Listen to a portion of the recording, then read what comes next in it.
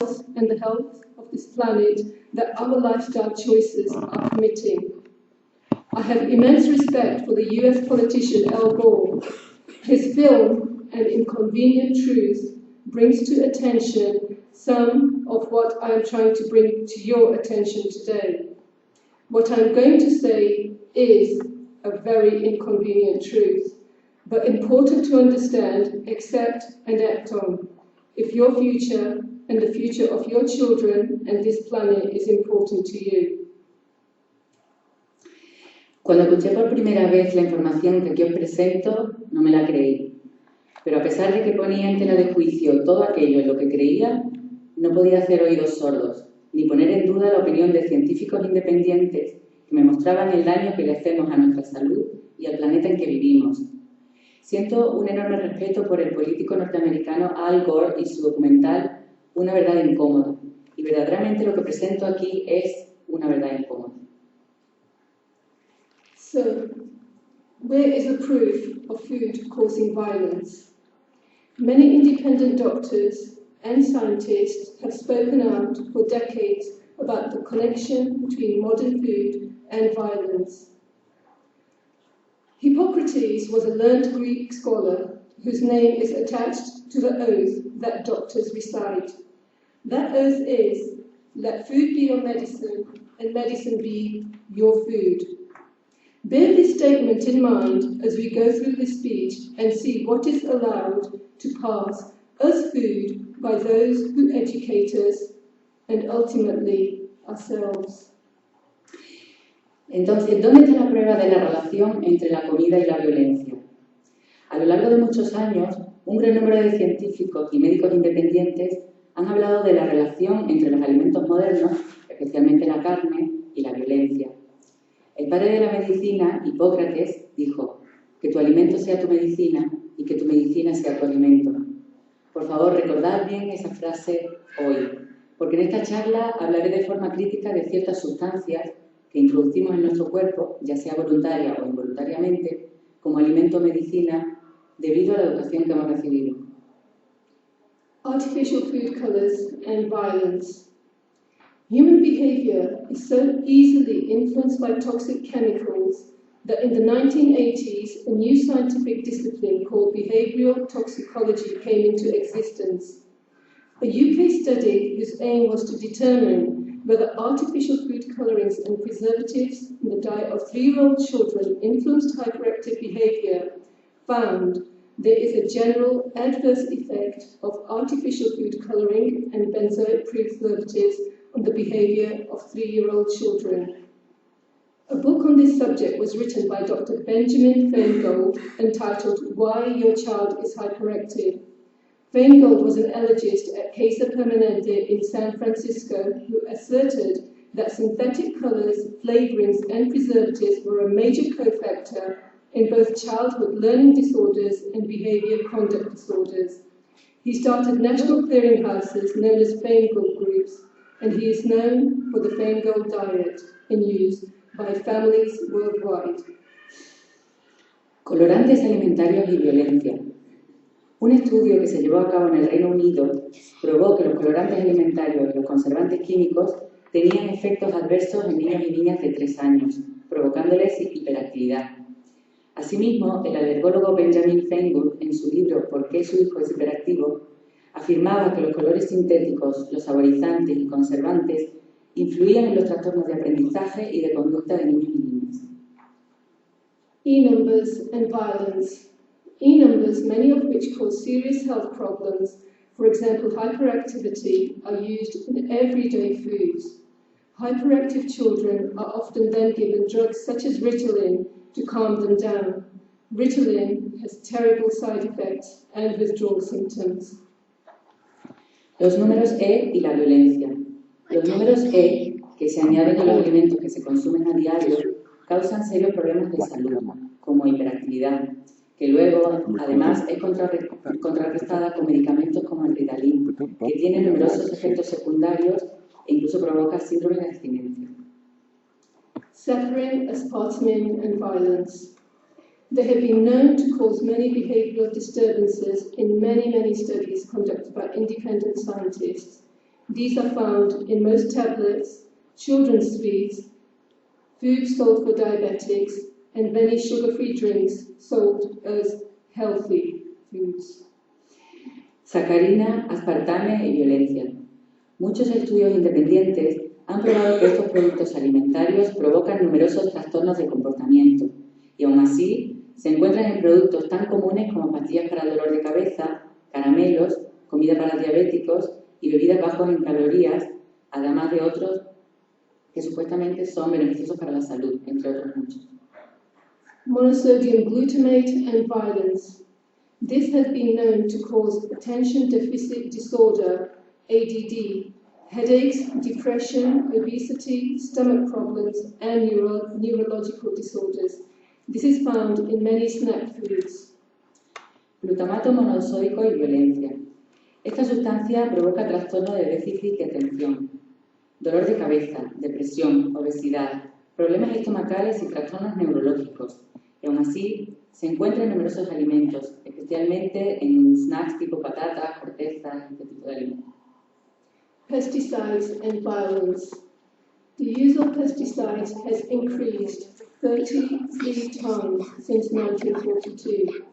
Recent studies show that trace levels of multiple pesticides cause increased aggression. Trace pesticide mixtures have induced abnormal thyroid hormone levels, which are associated with irritability, aggression, and multiple chemical sensitivity. Children are most vulnerable to pollutants because they are growing rapidly and they are smaller. They absorb 40 to 50% more toxins than adults. Babies fed infant formula rather than breast milk absorb more heavy metals such as manganese. Pesticidas o plaguicidas y violencia. El uso de pesticidas se ha incrementado 33 veces desde 1942. Recientes estudios prueban que provocan conductas agresivas, hiper o hipotiroidismo, que a su vez provoca irritabilidad, agresión y sensibilidad al gran número de sustancias químicas. Los niños y las niñas son los que más vulnerables son a los contaminantes, ya que están creciendo, y absorben las toxinas de un 40 a un 50% más que los adultos. Del mismo modo, los bebés a los que se alimenta con leche artificial en lugar de leche materna ingieren más metales pesados como el manganeso. Heavy metals and violence. An article in a February 1996 issue of the Journal of the American Medical Association titled Chemical Levels and Delinquent Behavior outlines the association between heavy metals and chemicals in the body and behavior problems such as attention deficit disorder, aggression, and delinquency. Until recently, 2-3 years ago in fact, all vaccinations contained the heavy metal mercury.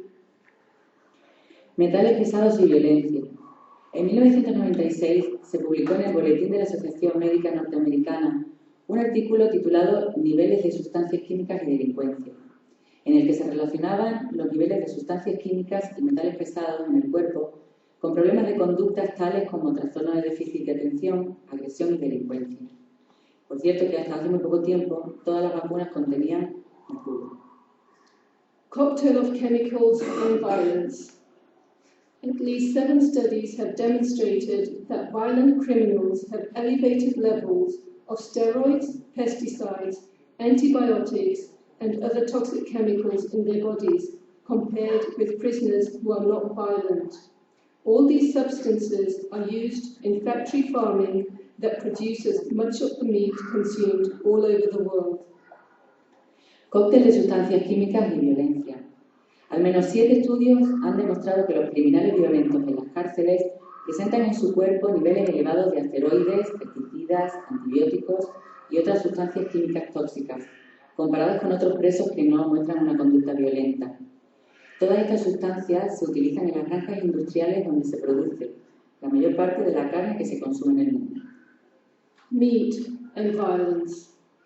We often hear that vegetarians are less aggressive, calmer, more peaceful people. Is there any medical evidence to support this view?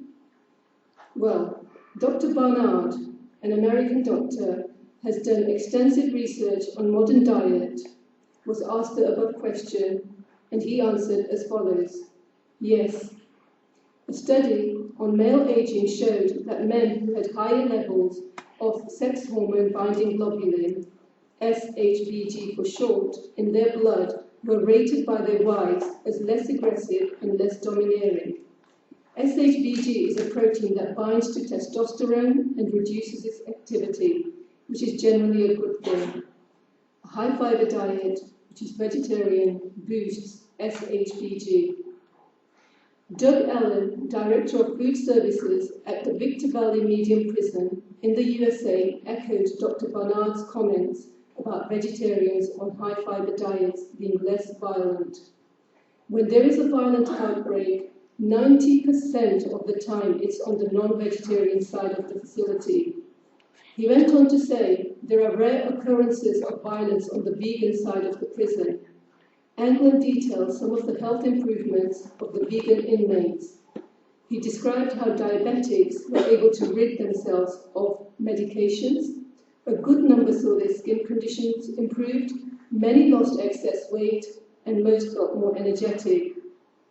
Among the non-vegetarian inmates, there is little mixing and more interracial fighting. When they are released, there is a 70 to 80% rate of recidivism. In the 4 years the prison has operated, only 30 to 40 of the new staffed vegan inmates have returned. We have a waiting list to get into the program, he says. Here is a list of some famous vegetarians: Mohandas Gandhi, Hippocrates, Pythagoras, Leonardo da Vinci, Albert Einstein, Socrates, Plato, Charles Darwin, Seneca, Sir Isaac Newton. There are many, many more. These are just a few. I will quote Albert Einstein: "Nothing will benefit human health or increase the chances for survival of life on Earth as the evolution to a vegetarian diet." Carne y violencia. El doctor Barnard, quien ha realizado extensos estudios sobre la dieta moderna, contestó con un categórico sí a la pregunta de si existen pruebas científicas que avalen la opinión de que las personas vegetarianas son menos agresivas, más pacíficas y más tranquilas. Además, Doug Allen, director del Departamento de Comida de una cárcel en Estados Unidos, corroboró las afirmaciones del doctor Barnard. El señor Allen puso en marcha un programa llamado New Start, Nuevo Comienzo, en el que los presos que quisieran podían cambiar su dieta por una vegana. Pasado un tiempo, llegó a afirmar que el 90% de los brotes de violencia que ocurrían en la cárcel eran responsabilidad de los presos que no estaban en el programa. Además, observó que había una gran diferencia de personalidad entre uno y otros presos. Los que estaban en el programa sonreían más, no tenían problemas raciales, iban regularmente a clases de religión y de control de la ira y mostraban su satisfacción por cómo se iban sintiendo transcurridos solo 10 días desde el comienzo del programa. Además, los presos diabéticos podían librarse de sus medicinas en poco tiempo. Los que tenían sobrepeso adelgazaban y la mayoría de ellos se sentían llenos de energía. A continuación doy una lista de vegetarianos célebres: Gandhi, Hipócrates, Pitágoras, Leonardo da Vinci, Einstein, Sócrates, Platón, Darwin, Seneca, Isaac Newton. Hay muchos más, aquí solo doy unos cuantos. Einstein dijo: "Nada beneficiará más la salud humana o aumentará las posibilidades de sobrevivir en la Tierra que avanzar hacia una dieta vegetariana." Fast food and violence. Fast foods are almost always cooked and processed, therefore they lack the living enzymes and nutrients that the body needs in order to feel really satisfied. In other words, as the amount of fast food increases, the amount of fresh, raw food usually decreases. Fresh, raw foods are needed to supply the body with essential elements not available in cooked, processed food. This modern phenomena produces a physical state which is described as cellular starvation. No matter how much cooked, processed foods we eat, we still feel severely depleted and dissatisfied. Since our emotional and physical states are closely linked, this physical dissatisfaction communicates itself emotionally through frustration, anger, and irritability. People who feel constantly dissatisfied tend to have a short temper. I believe that most violence stems from anger, and that most anger can be traced to frustration. The most basic and yet invisible frustration comes from feeling continuously dissatisfied at the cellular level. Add this to the negative emotional states resulting from allergic, addictive reactions, and you have an ongoing potential for violence. In a Harvard study conducted in 1998, there were 4 groups of rats tested based on diet. It was immediately apparent that the different diets had different effects on behavior in the 4 groups. The rats receiving natural food and clean water remained attentive and alert. The rats receiving natural food and hot dogs became violent and fought aggressively.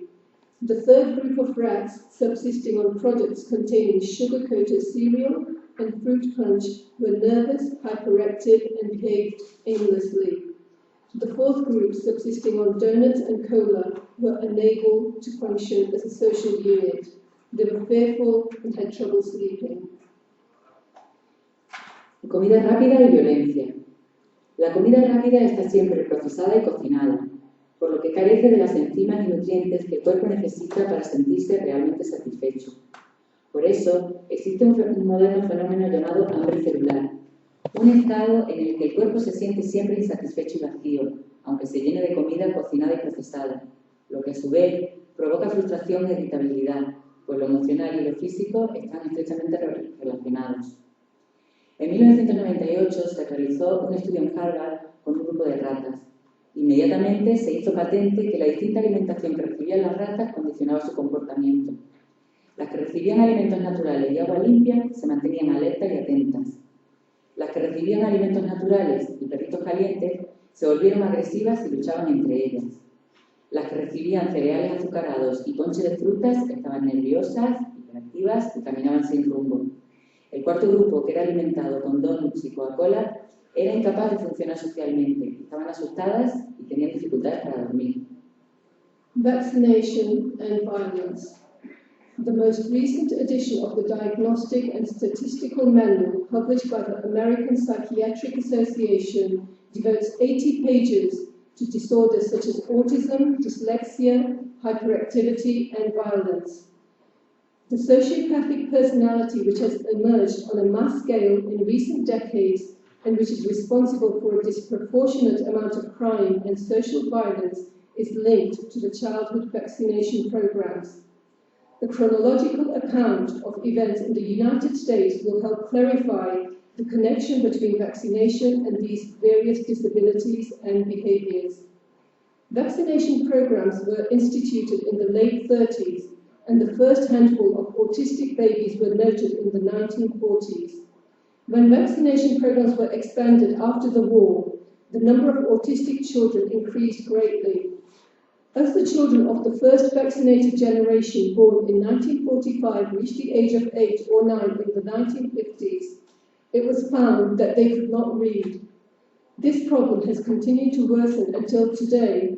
About 20% of American school children are thought to have learning disabilities, hyperactivity, and associated developmental disabilities. Vacunas y violencia. La última edición del Manual de Diagnosis y Estadísticas, publicado por la Asociación Norteamericana de Psiquiatría, dedica 80 páginas a trastornos tales como el autismo, la dislexia, la hiperactividad y la violencia. La personalidad sociopática, que ha proliferado a escala masiva en las últimas décadas y que es responsable del desproporcionado número de crímenes y violencia social, está relacionada con los programas de vacunación infantil. Esta cronología en Estados Unidos puede ayudar a entender la relación. Los programas de vacunación se implantaron a finales de los años 30 y los primeros casos de bebé con autismo se detectaron a principios de los años 40. Cuando, tras la guerra, se extendieron los programas de vacunación, los casos de niños y niñas autistas aumentaron significativamente. Cuando los niños y niñas del primer programa de vacunación alcanzaron la edad de 8 o 9 años, se detectó que no sabían leer. Este problema ha ido más hasta hoy día, pues se cree que el 20% de los escolares norteamericanos tienen trastornos de aprendizaje, hiperactividad y trastornos en el desarrollo. Vitamin B12 deficiency and violence. According to Dr. Daniels, MD, an expert in vitamin B12 deficiency and therapy, the psychiatric conditions most associated with vitamin B12 deficiency include toxic brain syndrome, paranoia, violence, and depression. Says Daniels, the third most common psychiatric manifestation of this deficiency is violent behavior. Yet how often is this deficiency ever sought or treated in criminal cases of violent behavior? I have witnessed numerous cases of rage attacks, temper outbursts, domestic violence, etc., where the violence ceased after the patient's B12 deficiency was diagnosed and properly treated. Vitamina B12 y violencia. Según el Dr. Daniels, experto en deficiencia en vitamina B12, se ha descubierto que la deficiencia en esta vitamina puede causar paranoia, violencia y depresión, aunque en cuántos casos de conducta violenta se ha diagnosticado o tratado la deficiencia de vitamina B12. El Dr. Daniels afirma: he sido testigo de numerosos casos de conducta violencia que han mejorado tras ser tratada la deficiencia de vitamina B12. Antibiotics and violence. Many B vitamins are made by the healthy bacteria in the bowels. Antibiotics destroy these bacteria. Antibiotics abuse causes the proliferation of many harmful yeasts, funguses, and harmful bacteria in the body. They produce mycotoxins, alcohol, uric acid, formaldehyde. Altogether, they lead to mood swings, headaches, irritability, besides many other health problems. For decades, various doctors have been claiming that much of what passes for mental illness is actually a variety of metabolic problems, for example, yeast infections. Yeast infections are directly related to antibiotics abuse. Antibióticos y violencia. Las bacterias beneficiosas del intestino producen la vitamina B. Los antibióticos sencillamente destruyen estas bacterias. Resumiendo. Milk and violence. Dr. J. Clotter wrote the following in the Respected Townsend Medical Letter in May 1995. This is a very respected journal in America, and I quote him here: in reality, cow's milk, especially processed cow's milk, has been linked to a variety of health problems, including mood swings, depression, irritability. La leche y la violencia.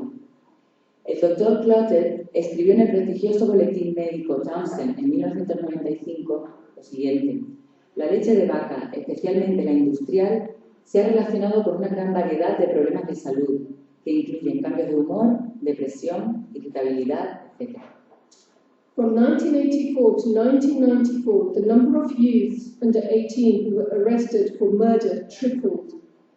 According to the American Department of Justice, it is time to look beyond the sociological roots of this trend to consider the profound changes in our food supply as a possible cause of violent behavior.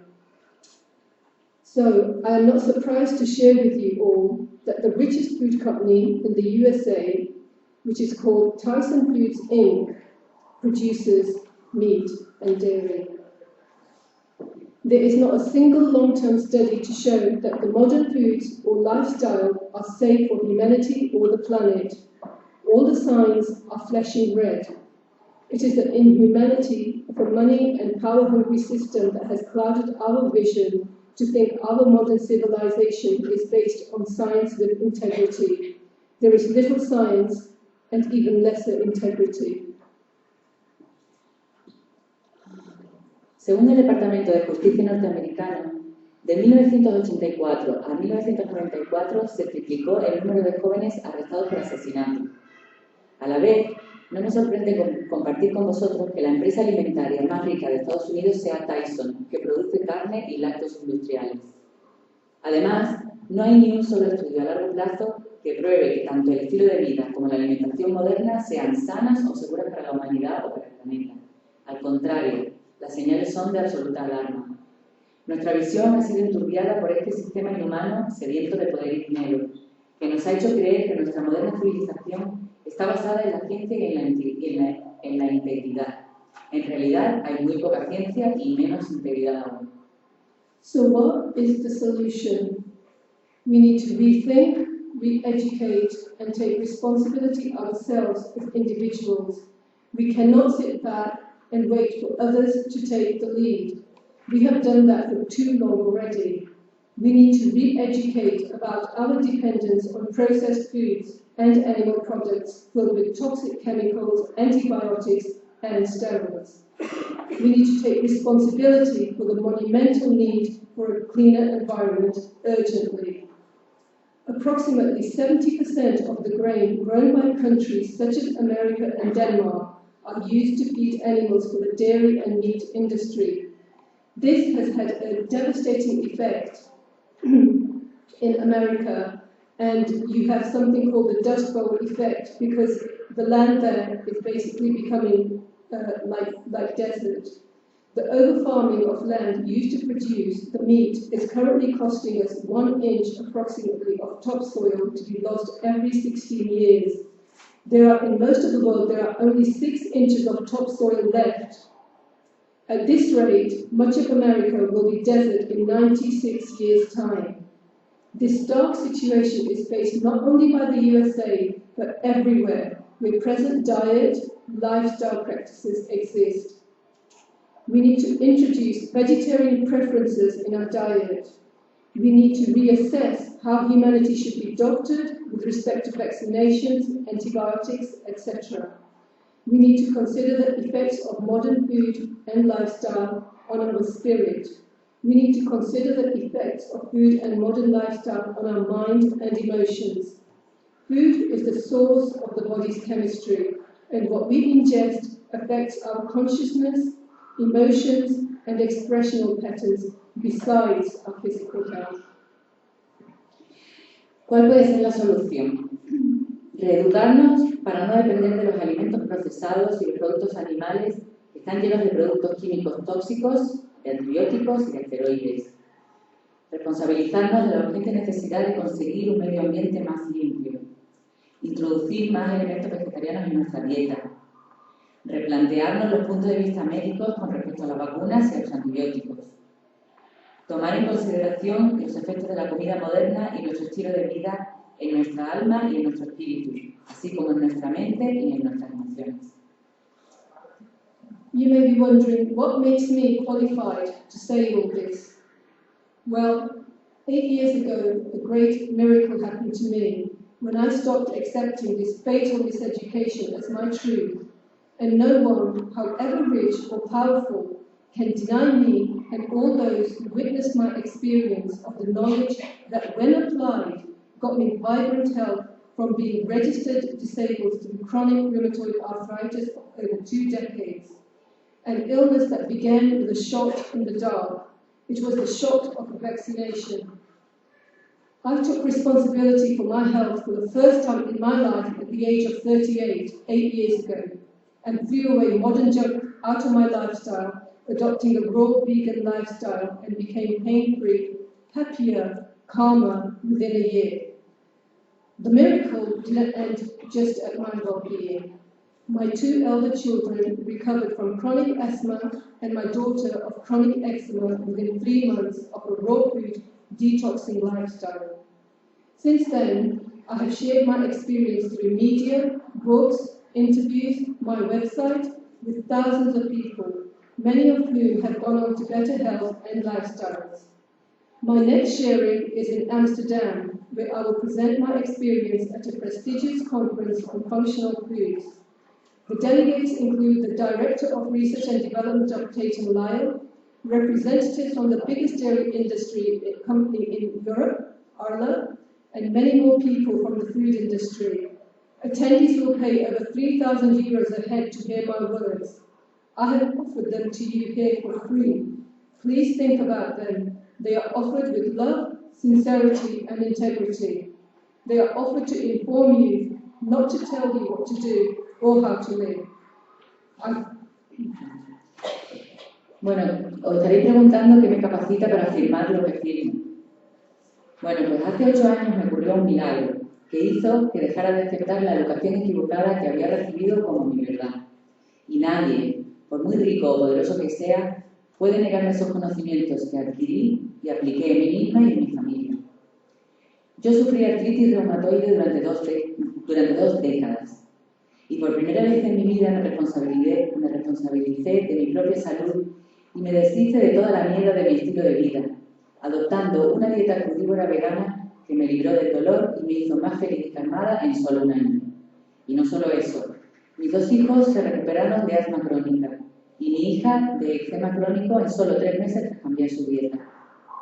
Desde entonces, he compartido con miles de personas mi experiencia a través de libros, entrevistas, mi página web, y muchas de ellas han empezado un camino de salud ya. Mi siguiente cita es en Ámsterdam, donde compartiré mi experiencia en la prestigiosa conferencia de alimentos funcionales y donde hablaré ante delegados de la empresa Taste y Live o de Agla, la mayor empresa de productos lácteos de Europa. La gente pagará mucho dinero por escucharme. Aquí he venido gratis y he compartido mis palabras con amor, sinceridad e integridad. Por favor, pensad en ellas. Solo he venido a informaros, no a deciros lo que debéis hacer. I thank all the independent doctors, scientists, and people who helped to re-educate me with the truth. My sharing this knowledge with you today is in gratitude to them and my wish for all of humanity to wake up and take responsibility. Doy gracias a todas aquellas personas, médicos y científicos independientes que me han ayudado a educarme en la verdad. Y en agradecimiento a ellos he compartido con vosotros este saber, partiendo de mi deseo de que la humanidad despierte y sea responsable de su propia salud. For those of you who are struggling with what I had just said, I empathize with you, because I too struggled at the start, as did my family, my parents, my friends. However, as they saw the fantastic results in our health, they started to change too. This knowledge has led me on a fantastic journey. I wish you the very best in your journey to health and happiness. Thank you.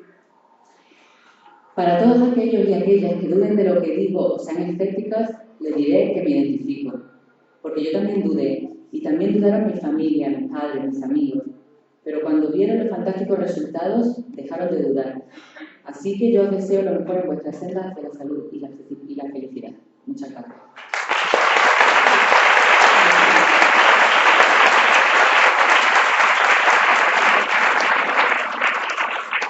Mañana a las 12 desarrollarán un taller donde podrá contestar a todas vuestras preguntas, enseñaros más o menos cómo va el tema y las preguntas, como mucho podéis hacer 1 o 2 preguntas. Y mañana a las 12 es asistir a su taller porque es muy interesante y vais a aprender bastante. Gracias.